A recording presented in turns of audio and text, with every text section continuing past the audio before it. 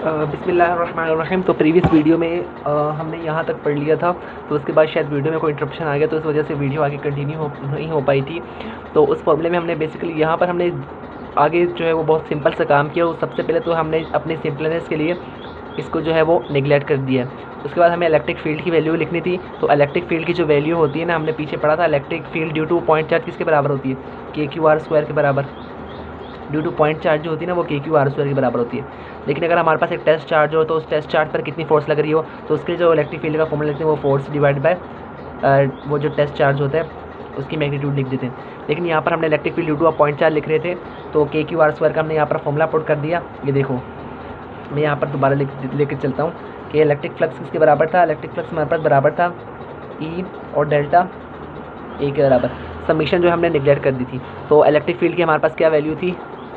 हाँ, electric field हमारे पास बराबर थी KQ_R² के बराबर। और एरिया हमारे पास किसके बराबर था? एरिया फिर किसके बराबर आता है? 4πr² के बराबर। कि एरिया को हमने छोटे छोटे कंपोनेंट्स में डिवाइड कर दिया है। जब हम एरिया को छोटे छोटे कंपोनेंट्स में डिवाइड करेंगे, तो उन छोटे छोटे कंपोनेंट्स का जो एरिया होगा वो भी बेसिकली स्फीयर का एरिया होगा। जैसे फॉर एग्जांपल पाकिस्तान को हमने छोटे छोटे प्रोविंसेस में डिवाइड कर दिया, कराची सिंध वगैरह में, सिंध पंजाब वगैरह में।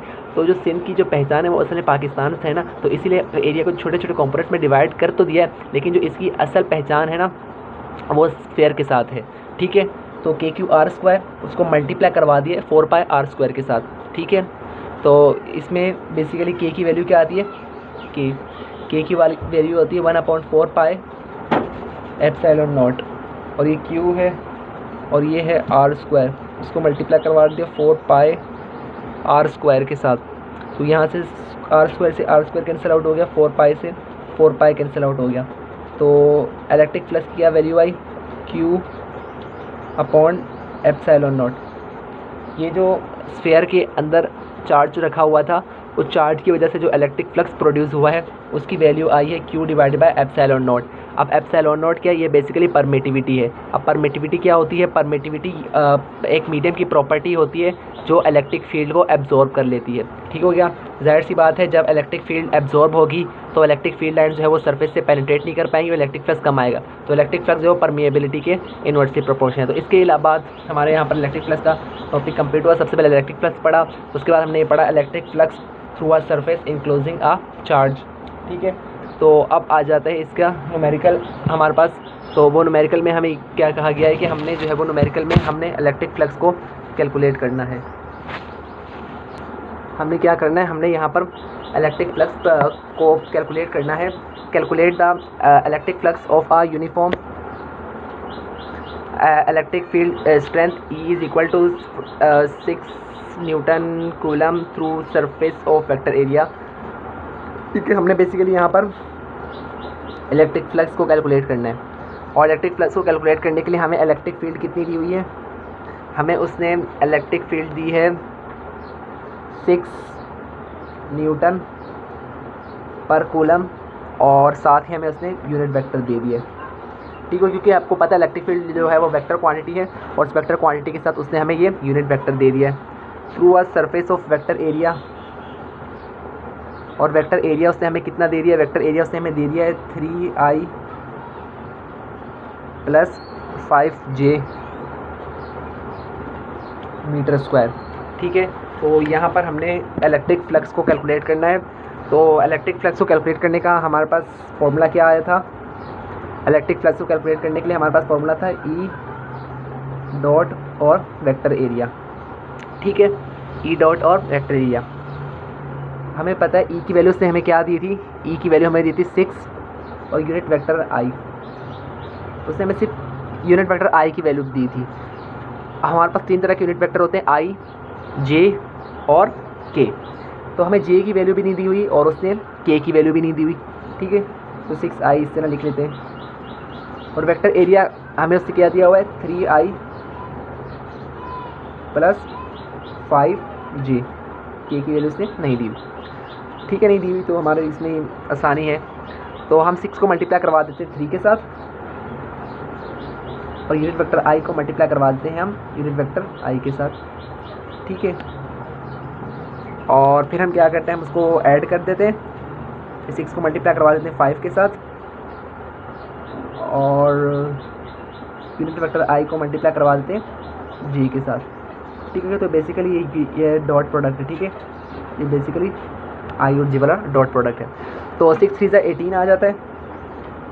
और आई डॉट आई किसके बराबर होता है? जब भी दो unit vector I dot I multiply हो रहे हैं और आई दोनों एक दूसरे के क्या चीज़ हैं? पैरेलल हैं, तो सॉरी पैरेलल हैं। तो आई जो है वो आई से मल्टीप्लाई होगा, आई और दोनों दूसरे क्या है? पैरेलल हैं। पैरेलल में एंगल क्या होता है? 0 डिग्री। और 0 हमारे पास 1 होता है, तो आई स्क्वायर आ जाएगा और साथ 1 आ जाएगा। और आई यूनिट वेक्टर है, आई की मैग्नीट्यूड 1 है, तो आई डॉट आई जो है वो हमारे पास 1 के बराबर होता है। और आई डॉट जे हमारे पास 0 के बराबर होता है। तो 6 5 13 और आई डॉट जे 0। तो इसका हमारे पास इलेक्ट्रिक फ्लक्स क्या आ जाएगा? 18, ठीक है। इलेक्ट्रिक फ्लक्स की क्या वैल्यू आ गई? हमारे पास इलेक्ट्रिक फ्लक्स की वैल्यू यहाँ पर 18 आ गई। तो अब हम चलते हैं अपने नेक्स्ट टॉपिक की तरफ। और हमारा नेक्स्ट टॉपिक क्या है? हमारा नेक्स्ट टॉपिक है कि हमने पोटेंशियल डिफरेंस को कैलकुलेट करना है। नेक्स्ट टॉपिक में हमारे पास आ जाता है पोटेंशियल डिफरेंस, ठीक है। बहुत ही इंटरेस्टिंग टॉपिक है पोटेंशियल डिफरेंस का। तो इसमें सबसे पहले ना हम कॉन्सेप्ट की तरफ चलते हैं कि ये हमारे पास एक चार्ज है, ठीक है। ये हमारे पास क्या है? ये एक हमारे पास चार्ज है और ये चार्ज की इलेक्ट्रिक फील्ड है बेसिकली। तो ये चार्ज को पूरे चार्ज को सराउंड किए हुए, लेकिन हमने अपने आसानी के लिए तीन ही फील्ड लाइंस को ड्रॉ कर दिया है, ठीक है। तो अब बेसिकली यहाँ पर क्या चीज़ है? यहाँ पर बेसिकली हमारे पास एक टेस्ट चार्ज पड़ा हुआ है और वो टेस्ट चार्ज क्या है? क्यू नोट, ठीक है। क्यू नोट जो है वो हमारे पास टेस्ट चार्ज है। अब हम इस टेस्ट चार्ज को इस इलेक्ट्रिक फील्ड के अगेंस्ट मूव करवाते हैं, ठीक हो गया। यानी इसकी इलेक्ट्रिक फील्ड जो है वो इलेक्ट्रिक फील्ड की डायरेक्शन इसकी आउटवर्ड है। तो ये इलेक्ट्रिक फील्ड क्या चाहेगी कि क्यू नोट जो है इसके ऊपर भी पॉजिटिव चार्ज है, इसके ऊपर भी पॉजिटिव चार्ज है, तो दोनों एक दूसरे को रिपेल करेंगे। तो ये पॉजिटिव चार्ज वाला चाहेगा कि जो टेस्ट चार्ज है ये यहाँ से यहाँ चला जाए, यानी दूर चला जाए इससे। लेकिन हमने क्या किया? हमने इस टेस्ट चार्ज पर कुछ वर्क डन किया और कुछ वर्क डन करके हमने इसको against the electric field move करवा दिया, ठीक है। हमने इसको क्या किया? हमने इसको against the electric field move करवा दिया। तो जब हम इसको against the electric field move करवाएंगे तो उसके लिए हमें वर्क डन करने की ज़रूरत है, क्योंकि हमें एक्सटर्नल वर्क करना पड़ेगा। फॉर एग्जांपल अगर ये हमारा सरफेस को कंसीडर करो, सरफेस हर ऑब्जेक्ट को अपने सेंटर की तरफ खींचती है, लेकिन हमें एक ऑब्जेक्ट को पेन फॉर एग्जांपल अगर हमने इस ऑब्जेक्ट को, जैसे हमारे पास ये पेन पड़ा है, इस पेन को हमने ऊपर लेकर जाना है तो हमें फोर्स लगाना पड़ेगा। क्यों फोर्स लगाना पड़ेगा? क्योंकि ये जो पेन है ना, ज़मीन इसको कॉन्स्टेंटली अपनी तरफ खींच रही है। इसी तरह पॉजिटिव चार्ज है, इसको पॉजिटिव चार्ज जो है वो इसके ऊपर फोर्स लगा रहा है और उसको अपने से दूर करना चाह रहा है, लेकिन हमने एक्सटर्नल फोर्स लगाया, यानी हमने एक्सटर्नल वर्क डन किया और इस टेस्ट चार्ज को जो है वो हम इसके करीब ले गए। तो ये जो हमने वर्क डन किया है यही तो बेसिकली पोटेंशियल डिफरेंस के बराबर है। यानी जो हमने वर्क डन किया है इस चार्ज पर, जो हमने वर्क डन किया है वही हमारे पास पोटेंशियल डिफरेंस के बराबर आएगा। तो अगर मैं सिंपल पोटेंशियल डिफरेंस की वर्क डेफिनेशन लिखूँ तो वो ये क्या होगी कि work which is done, work done on the test charge, यही हमने टेस्ट चार्ज के ऊपर वर्क डन किया ना, work done on test charge to move it. अब हमने वर्क डन किया है और इसको मूव करवाया, to move it from lower potential to high potential. अब क्या आप कहेंगे कि लो पोटेंशियल और हाई पोटेंशियल क्या है? इसके बारे में भी ये बताएंगे कि low potential to higher potential की क्या चीज़ है। देखो इस पॉइंट पर चार्ज पड़ा हुआ था तो इसके पास एनर्जी की कुछ वैल्यू थी, ठीक है, एनर्जी की कुछ वैल्यू थी ना। अब हमने इस चार्ज को यहाँ से उठा के यहाँ ले गए, इस पॉइंट 2 पर ले गए। पहले इस चार्ज में कोई भी एनर्जी की वैल्यू हो सकती है, लेकिन अब हमने इस चार्ज पर वर्क डन किया और इसको इलेक्ट्रिक फील्ड के अगेंस्ट मूव करवाया और इस पॉइंट पर ले गए, ठीक है। अब जब हमने इस पॉइंट पर लेकर गए तो इस पॉइंट पर इसके पास कुछ एनर्जी स्टोर हो जाएगी, क्योंकि आपने पढ़ा था ना हमने पीछे की जो हम वर्क डन करते हैं वो एनर्जी की फॉर्म में स्टोर हो जाता है। इस पेन की एग्जांपल ले लो कि अगर इस पेन को ज़मीन के रोटेशनल फील्ड के अगेंस्ट लेकर गए तो जब ये ऊपर वाले पॉइंट पर पहुंची तो इसके पास ज़्यादा एनर्जी थी। क्या एनर्जी थी? पोटेंशियल एनर्जी थी। तो इसी तरह जब हम इस चार्ज को यहाँ तक ले गए तो अब इसके पास हाई एनर्जी है। पहले जिस पॉइंट पर था उस पॉइंट पर इसके पास लो एनर्जी थी और इस पॉइंट पर इसके पास हाई एनर्जी है। यानी हमने इस चार्ज को लो पोटेंशियल से हाई पोटेंशियल पर लेकर गए और लो पोटेंशियल से हाई पोटेंशियल पर लेकर जाने के लिए हमने इसके ऊपर एक्सटर्नल वर्क किया है और वो वर्क डन जो हमने इस चार्ज पर किया है वही वर्क डन जो है वो हमारा पोटेंशियल डिफरेंस के बराबर आएगा। किसके बराबर आएगा? वही जो वर्क डन हमने किया है इस चार्ज के ऊपर वो हमारा पोटेंशियल डिफरेंस के बराबर आ गया। तो बेसिकली यही तो है हमारे पास पोटेंशियल डिफरेंस कि जो हमने वर्क डन किया है एक टेस्ट चार्ज पर और उस टेस्ट चार्ज से हमने इसे लो पोटेंशियल से हाई पोटेंशियल की तरफ लेकर गए हैं। तो ये हमारे पास किसके बराबर है? ये हमारे पास है पोटेंशियल डिफरेंस के बराबर। अब हमने पोटेंशियल डिफरेंस का अगर हमें यूनिट देखना हो तो पोटेंशियल डिफरेंस का यूनिट होता है कि वर्क डन का यूनिट क्या होता है? वर्क डन का यूनिट होता है जूल और चार्ज का यूनिट क्या होता है? चार्ज का यूनिट होता है कूलम। ठीक है, तो ये जो है ये बेसिकली हमारे पास पोटेंशियल डिफरेंस का यूनिट आ गया। ठीक है, बहुत आसान सी बात थी पोटेंशियल डिफरेंस। अब एक और चीज़ होती है, वो क्या चीज़ होती है? वो हमारे पास पोटेंशियल होता है। ये तो बेसिकली हमने पोटेंशियल डिफरेंस की बात की थी ना। एक और चीज़ होती है हमारे पास पोटेंशियल। इसी पॉइंट के थोड़े पर्सपेक्टिव में आपको बता रहा हूँ कि जब हमने पोटेंशियल डिफरेंस की बात की तो हमें दोनों पॉइंट्स पता थे कि इस पॉइंट से लेकर हमने इस पॉइंट तक ले गए और हमें दोनों पॉइंट्स के बारे में पता था। तो अब हमने कह दिया पोटेंशियल डिफरेंस। लेकिन पोटेंशियल क्या होता है कि अगर सिंपल पोटेंशियल की बात करें तो सिंपल पोटेंशियल में हम एक चार्ज को इन्फिनिटी से मूव करते हैं, मूव करवाते, यानी जो हमें उसका इनिशियल पॉइंट नहीं पता होता, हम उसको इन्फिनिटी से मूव कर। फॉर एग्जाम्पल एक चार्ज पड़ा हुआ था इन्फिनिटी पर, उस इन्फिनिटी से उठा के उसको यहाँ पर लेकर आए, ठीक हो गया, और ग्रेविटेशनल जो इसकी इलेक्ट्रिक फील्ड थी उसके अगेंस्ट इसको मूव करवा रहे, तो जाहिर सी बात है कुछ एनर्जी भी स्टोर होगी। ठीक है, क्योंकि इसको इन्फिनिटी से उठा के अगर इस पॉइंट पर लेकर आएंगे ना तो तब जो वर्क डन किया जाएगा इस चार्ज के ऊपर वो हमारे पास पोटेंशियल के बराबर होगा। तो बेसिकली पोटेंशियल डिफरेंस में हमें दोनों पॉइंट्स पता होते हैं, लो पोटेंशियल वाला भी और हाई पोटेंशियल वाला भी। लेकिन अगर हमें सिर्फ वोल्टेज की वैल्यू या पोटेंशियल की वैल्यू निकालनी हो तो पोटेंशियल के लिए हमारे पास जो इनिशियल पॉइंट होता है वो इन्फिनिटी के बराबर होता है। ये बेसिकली दोनों के दरमियान डिफरेंस है। ठीक है, अब हम इसके एक न्यूमेरिकल की तरफ चलते हैं। पोटेंशियल डिफरेंस का बहुत ही अच्छा सा वर्क एग्जांपल है, वर्क एग्जांपल नंबर 2.7। कौन सी वर्क एग्जांपल है? हमारे पास 2.7 वर्क एग्जांपल है और उसमें वो ये बताता है कि हमारे पास एक अल्फा पार्टिकल है, उसको हम एक पॉइंट से दूसरे पॉइंट पर लेकर गए, यानी from one terminal at the potential of 6.5 exponent 6 to another terminal at 0 potential. ठीक है, what is the corresponding change in the potential energy. ठीक हो गया। फॉर एग्जांपल हमारे पास जो चार्ज है ना, चार्ज की वैल्यू से हमें दी है 2 इलेक्ट्रॉन। बेसिकली चार्ज एन के बराबर होता है, एन होता है नंबर ऑफ पार्टिकल्स, ये ई होता है कि चार्ज ऑन 1 इलेक्ट्रॉन। ठीक है, अब हम उसको हमने एक पॉइंट से मूव करवाया, उसकी पोटेंशियल थी 6.5 एक्सपोनेंट 6 और उसके बाद हम उसे दूसरे पॉइंट पर ले गए। उस दूसरे पॉइंट पर पोटेंशियल की वैल्यू क्या थी? दूसरे पॉइंट पर पोटेंशियल की वैल्यू थी 0 वोल्टेज। ठीक है, बेसिकली ये पोटेंशियल डिफरेंस है, यानी एक पॉइंट पर पोटेंशियल ये है और दूसरे पॉइंट पर पोटेंशियल ये है। तो ये पोटेंशियल डिफरेंस निकालने के लिए दोनों को सब्ट्रैक्ट करवाना पड़ेगा। तो हमने बेसिकली क्या निकालना है? हमने एनर्जी निकाली। दोबारा ऊपर चले, जब ऊपर हमने पोटेंशियल डिफरेंस कैलकुलेट करना था तो फॉर एग्जांपल अगर हम इसको यहाँ से इस पॉइंट से उठाकर इस पॉइंट पर लेकर आए हैं तो इस दरमियान हमारा पोटेंशियल डिफरेंस किसके बराबर आएगा? और वो पोटेंशियल डिफरेंस किसके बराबर था? जो हमने वर्क डन किया था, इसको यहाँ से मूव करवाने के लिए यहाँ तक ले गए थे, यही बेसिकली हमारे पास पोटेंशियल डिफरेंस था। और जो वर्क डन था ना, ये डेल्टा डब्ल्यू था। मैं यहाँ पर लिखना भूल गया, ये डेल्टा डब्ल्यू था। डेल्टा डब्ल्यू क्यों था कि इस पॉइंट पर जब चार्ज पड़ा हुआ था ना तो उसके ऊपर कुछ एनर्जी थी, क्योंकि फॉर एग्जांपल यहाँ पर इसके पास 5 जूल की एनर्जी थी, लेकिन अब हम इसको इस पॉइंट से उठा के इस पॉइंट पर लेकर चले गए और हमने इसके ऊपर वर्क डन किया, तो इस पॉइंट पर इसकी एनर्जी क्या आ जाएगी? 10 जूल।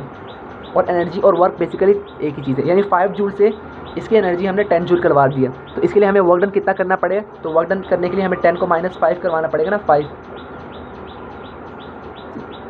क्योंकि जितना चेंज इन एनर्जी आता है ना उतना हमने वर्क डन किया होता है। अगर 5 जूल से 10 जूल तक की एनर्जी हुई है कि 5 जूल से 10 जूल तक एनर्जी चली गई है, तो डेल्टा ई किसके बराबर है, 10 - 5, और 10 - 5 किसके बराबर है, 5। तो जितना चेंज इन एनर्जी आता है वही वर्क डन के बराबर होता है। तो यहाँ पर हमने डेल्टा डब्ल्यू लिया है। ठीक हो गया। डेल्टा डब्ल्यू इसलिए लिया है क्योंकि जब हम उसे एक पॉइंट से दूसरे पॉइंट पर लेकर जा रहे थे तो दोनों के दरमियान एनर्जी डिफरेंस था। ठीक हो गया। और एनर्जी डिफरेंस इस तरह था कि इस पॉइंट पर उसके पास एनर्जी थी 5 जूल की, इस पॉइंट पर लेकर गए तो एनर्जी थी 10 जूल होगी। ठीक हो गया। तो एनर्जी किसके बराबर होती है, एनर्जी बराबर होती है डेल्टा डब्ल्यू के। जब एनर्जी 5 जूल से 10 जूल होगी तो उसके लिए हमें वर्क डन कितना करना पड़ा है, 10 - 5, 5। तो इसलिए हमने यहाँ पर डेल्टा डब्ल्यू लिखे। और डेल्टा डब्ल्यू हमारे पास किसके बराबर आता है, डेल्टा डब्ल्यू हमारे पास डेल्टा यू के बराबर आता है, क्योंकि जितना हमने वर्क डन किया ना उतनी हमारे पास एनर्जी स्टोर हुई है। हमने 5 जूल का वर्क डन किया तो उसकी एनर्जी भी 5 जूल से 10 जूल चली गई है। ठीक है। तो हमने बेसिकली यहाँ पर डेल्टा यू निकालना है। तो हमारे पास चार्ज की वैल्यू क्या है कि 2 है, और इलेक्ट्रॉन किसके बराबर है, इलेक्ट्रॉन के ऊपर जो चार्ज होता है वो बराबर होता है 1.6 एक्सपोनेंट -19 के बराबर। तो 2 को इसके साथ ज़रब दे देंगे तो हमारे पास आंसर आएगा 32 एक्सपोनेंट -20 कूलम। ठीक है। अब हमने यहाँ पर डेल्टा यू की वैल्यू निकालनी है। डेल्टा यू हमारे पास किसके बराबर होगा, U2 - U1। जैसे यहाँ पर U1 की वैल्यू थी 5 जूल और U2 की वैल्यू थी 10 जूल। जब 10 को माइनस किया 5 के साथ तो हमारे पास डेल्टा यू आ गया, ये डेल्टा डब्ल्यू आ गया। डेल्टा यू बेसिकली यहाँ पर ना एनर्जी कि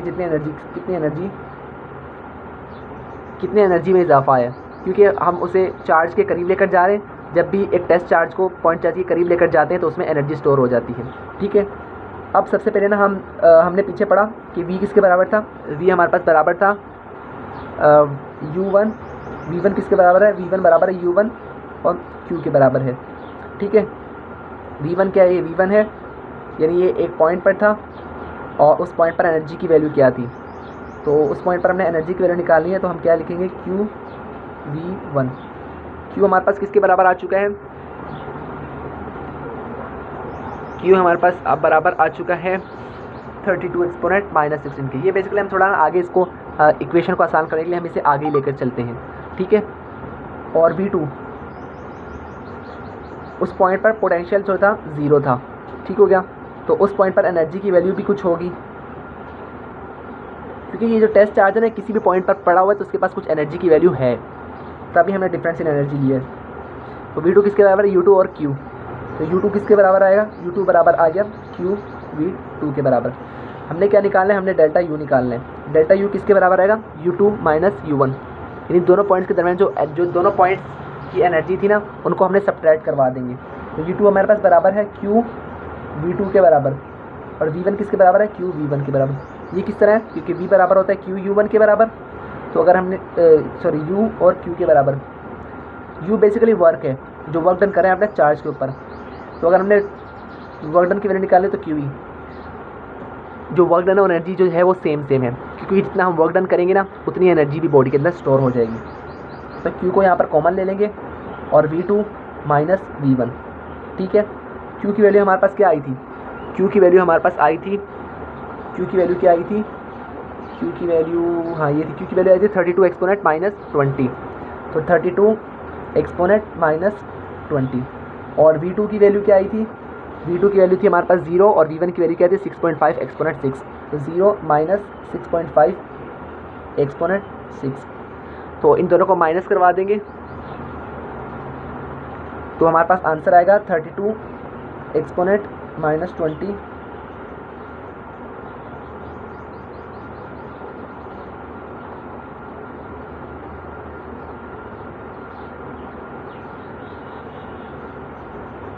और -6.5 एक्सपोनेंट 6। अब इन दोनों को मल्टीप्लाई करवा देंगे तो हमारे पास डेल्टा U की वैल्यू आएगी 2.1 एक्सपोनेंट -12 जूल।